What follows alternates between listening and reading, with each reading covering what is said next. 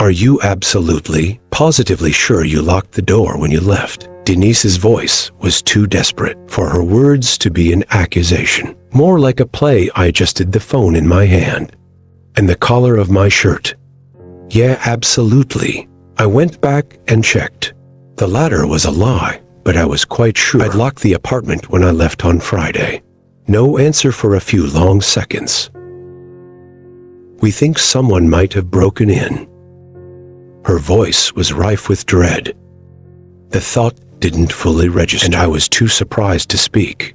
The line was quiet for a minute, and then she spoke again. We Gal and I like their footprints. His stuff was messed up, Gal's. That is. Well, we'll figure it out when I get there, but simply in the end. We didn't really. I got there about 2 hours later. It was a bit before 11 in the evening.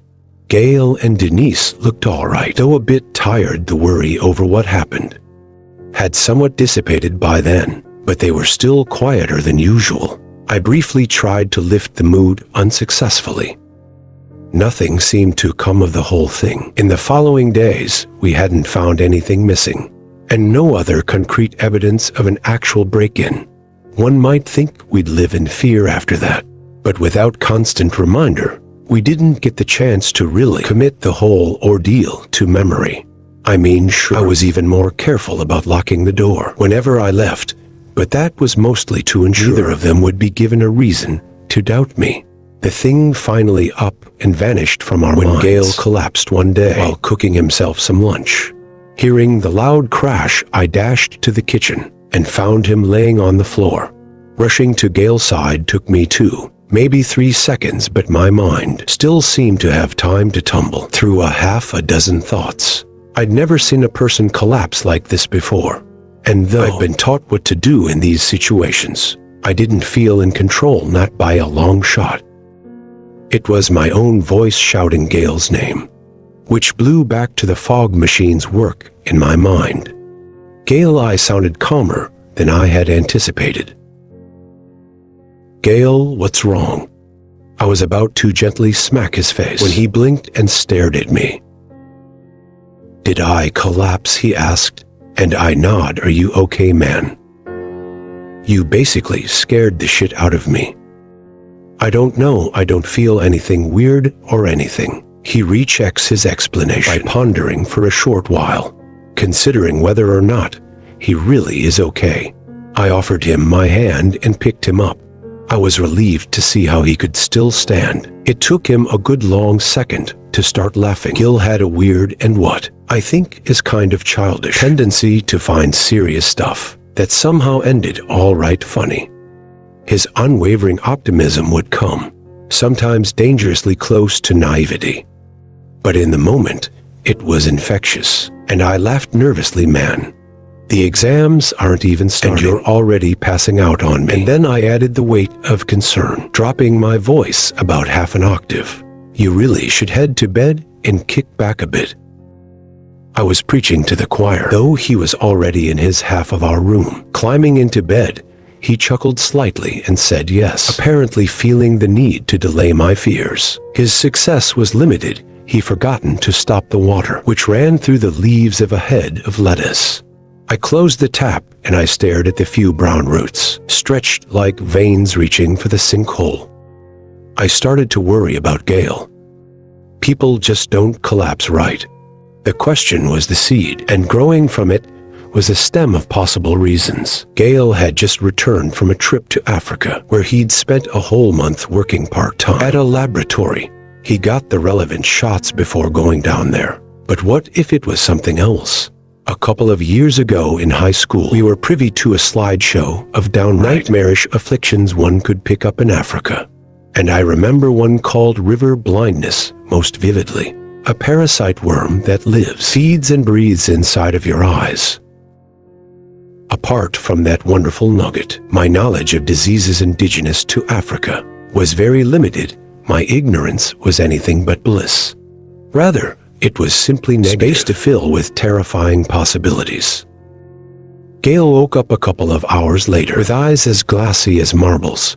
He was sick, I brought him a glass of water and pelted him with questions about what could have caused it. He didn't mind me asking. He didn't seem to have any idea about the origin of a sudden illness either. On Friday, I decided to stay with him over the weekend to make sure he's all right. We usually went back home at the end of the week since it was a 2-hour drive home. That was the day his fever peaked. "Man, I could feed you brownie batter and it cooked by the time it got to your stomach," was my answer when he announced his temperature.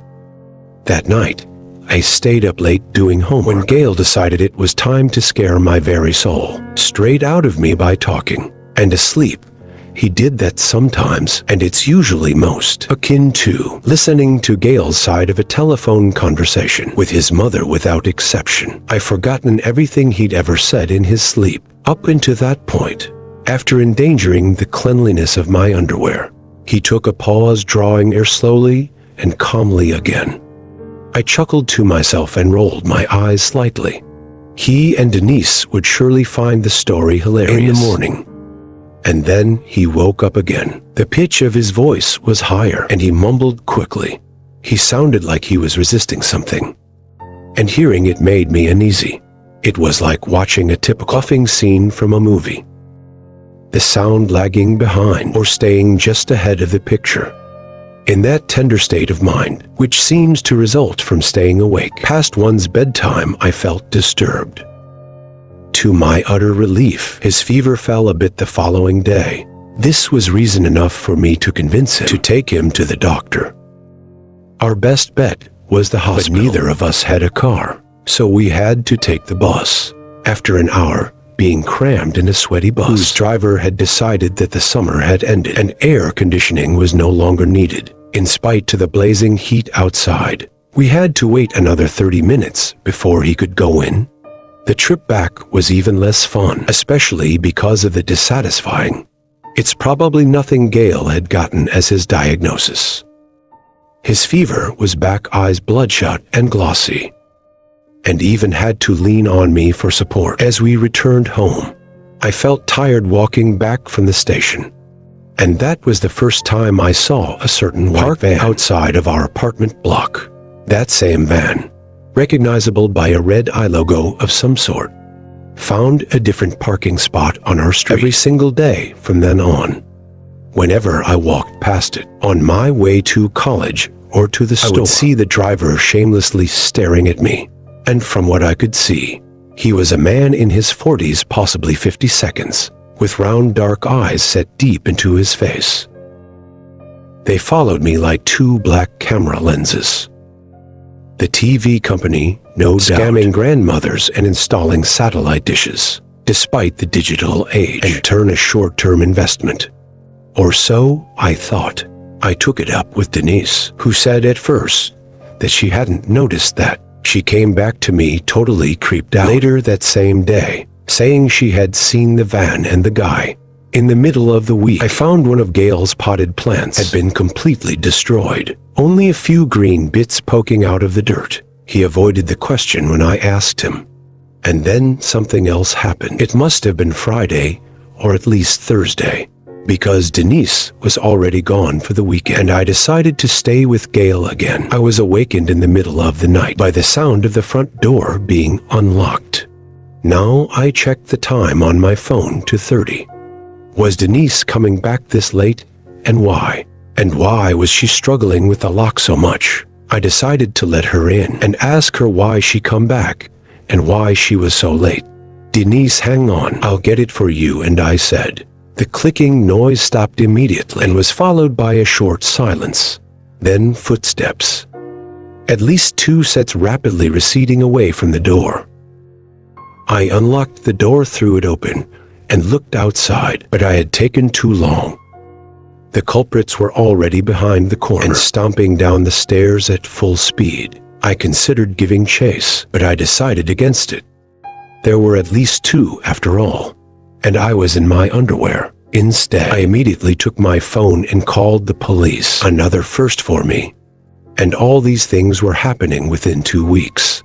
I wondered what the hell was going on. And with that taken into account, I think I did a decent job keeping my calm on the phone. They told me that they'd send somebody over, and I thanked them before setting the phone down. "What's going on?" came Gail's weak voice from behind the door. I poked my head into our room and slowly told that I thought someone was trying to break in, and that I'd call the cops. And what little light the crack in the door offered, I could see his shocked expression. What he asked someone was fiddling with the lock. I think they ran away before I could open up to see him.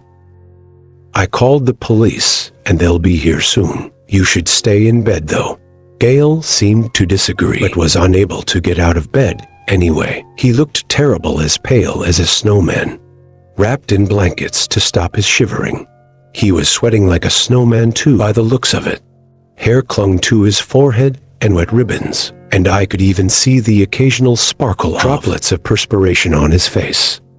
The policeman took about 30 minutes, all of which I spent pacing between the hallway and the kitchen, checking the entrance and the window. By the time he arrived, much of my energy, supplemented by the adrenaline rush, was gone. I got worried that I just dreamed the whole thing up, and the embarrassing thought crept into my mind just as I was explaining what had happened.